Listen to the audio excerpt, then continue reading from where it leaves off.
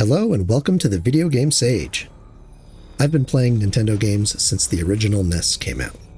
Playing video games is a love that has stayed with me my whole life.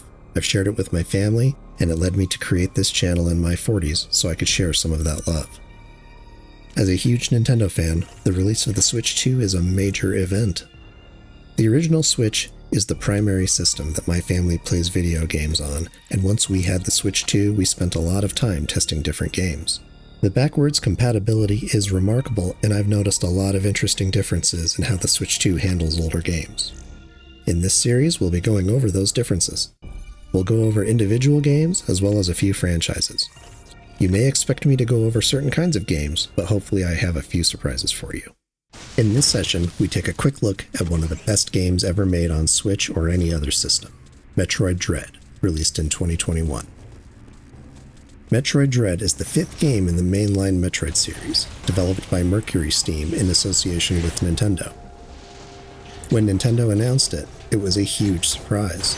The fourth game, Metroid Fusion, was released in 2002, and most Metroid games released since then were in the Prime series.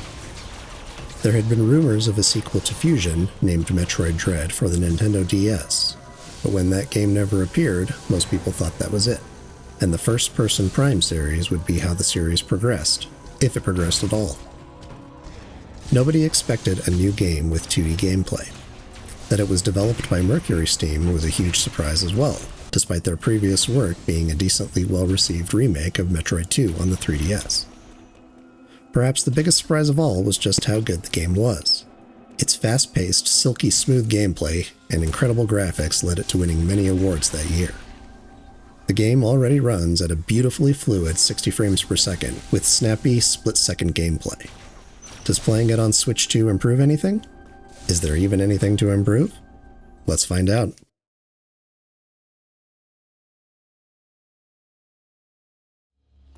If it ain't broke, don't fix it. Dread looks exactly the same and moves exactly the same on Switch 2. The lighting and effects still look incredible. I'm late game here in the final area of Itarash, moving back down to the planet.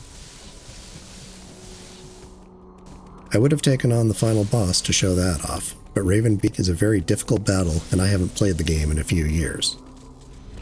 You can see in this freeze frame overlay that aside from my brightness settings, everything looks exactly like it should.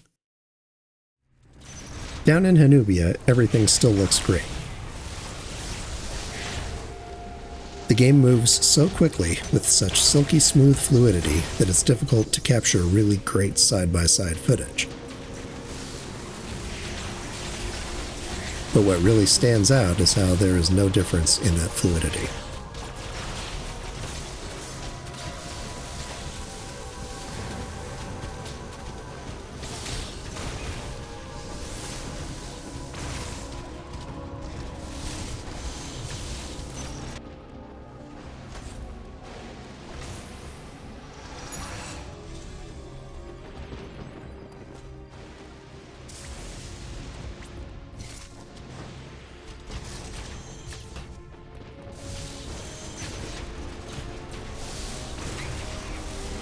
The game just moves and plays exactly how you would want it to, no matter which system you're on.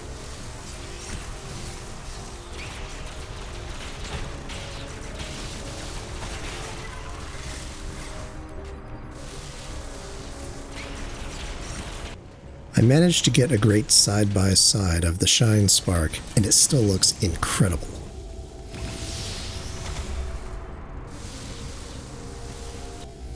In this slow motion shot, you can see that the lighting effects are a bit subdued on Switch 2, but not in any way that diminishes it. Here in Gavorin, the more organic biome still looks exactly as it should.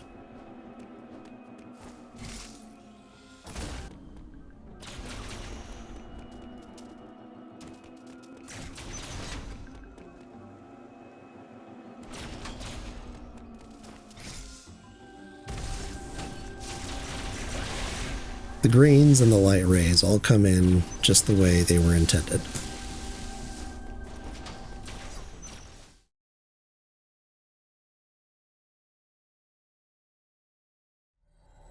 Like many games, load times are improved on Switch 2. The game is so well engineered that it already loads very quickly, and doing a basic split screen shows that even button mashing to get into the game gets very similar but slightly different results.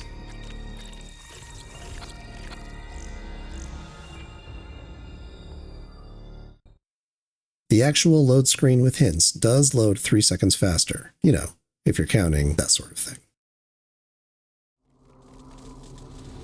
Moving from Itarash to Hanubia showed very little difference.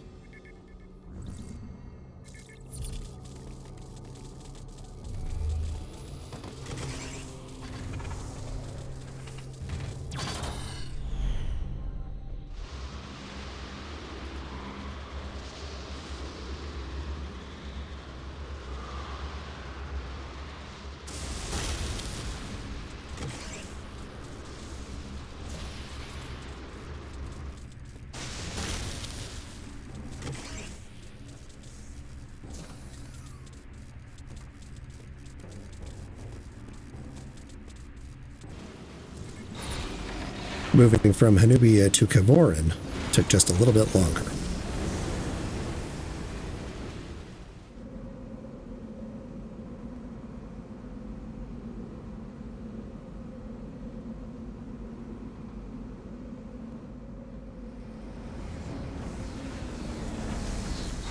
Those kinds of increases will definitely help speedrunners, but the rest of us aren't going to save much time.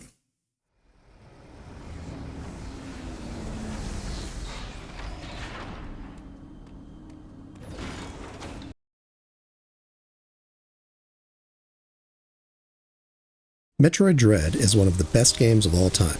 That's just a fact. I think more than anything, I'm glad that the Switch 2 backwards compatibility doesn't accidentally mess anything up. That would be worse than no improvement on a near-perfect game.